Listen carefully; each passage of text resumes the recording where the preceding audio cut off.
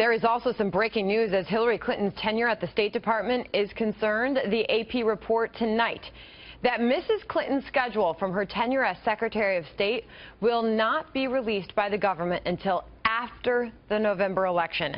Joining us now to react to all of this, Chris Stirewalt, who's here on a Friday night, our Fox News digital politics editor, Alan Colmes, host of the Alan Colmes Show on Fox News Radio, and Howie Kurtz, host of Media Buzz. Howie's not exactly right here with the party, but I don't know. I'm gonna turn to Chris Stirewalt first. Chris, where do we begin?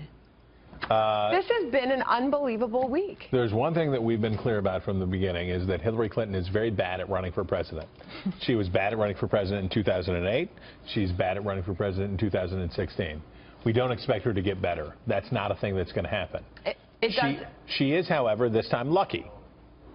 And if you have the choice, Alan, between being good and being lucky, as you and I both do professionally, we can say that. Lucky right, we're both exactly. We're both lucky because we're here. Yeah. If you have the choice between being good and being lucky, she's finally lucky after an unlucky career. She's finally lucky, and she is ahead in this race, though not by her own merits. And in the middle of all this, the emails, the AP report, Alan, she's on vacation, and she's not even expected to return until I've looked at her into schedule. next week. She's got an event every day till the end of the month. Those are Tim Kaine events, to be clear. Those are Tim Kaine events. Okay, but those events, she's not on vacation.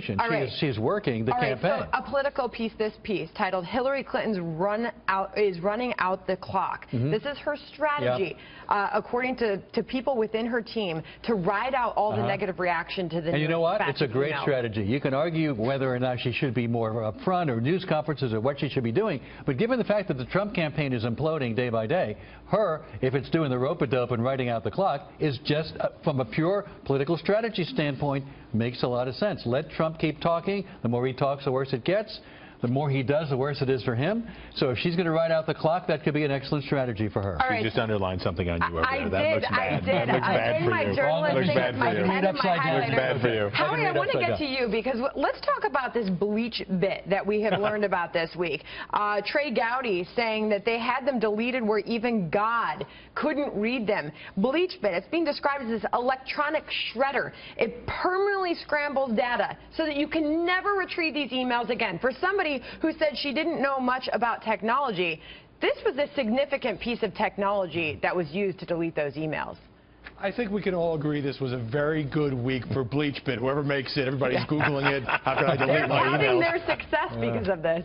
But not a good week for Hillary Clinton. In fact, a rare week where I would say that the scrutiny of her and all the questions raised, not just about the emails, but about the interrelationships with the Clinton Foundation donors, nearly matched the usual relentless negativity toward Donald Trump. Now, why is this a problem for her? It's not because everybody is breathlessly following in the weeds, each donor and who got a meeting and all of that. It's because it goes to her basic trustworthiness problem, which we see in the polls. It reminds people that she sort of hangs out with a wealthy elite. And then finally, because there is this drip, drip, drip of steady disclosures, as you just saying, this latest development, and within the past hour or so, that the State Department obviously dragging its feet on coughing up more emails. And still no press conference. I mean, Alan, it's 266 days No one cares about press conferences other than the people in the media. No, other people in the media care about it.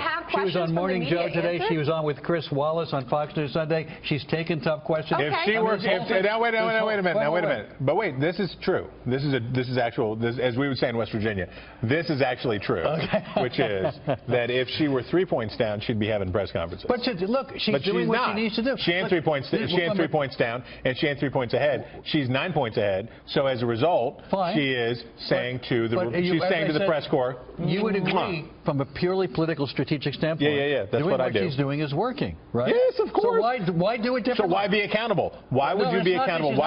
No. This is a woman who's been investigated for decades. You're talking about Judicial Watch, which has gone after the Clintons for how many decades to reveal FBI emails that the FBI has already seen and the FBI has already said. No, wait a minute. I ain't saying it ain't smart. I'm not saying it ain't smart. I ain't saying it ain't smart. I'm just saying it's not accountable. But the emails you're talking about are FBI emails. The State Department gave the FBI. The FBI saw the emails. And if there was a problem, they'd already be indicting her. Because, Howie, we haven't seen the end of the emails. If you ask Julian Assange, as Megyn Kelly did last night, he says that we have a lot of material and that we will absolutely see something from him in WikiLeaks before the election. Will that be a game changer, as he is suggesting?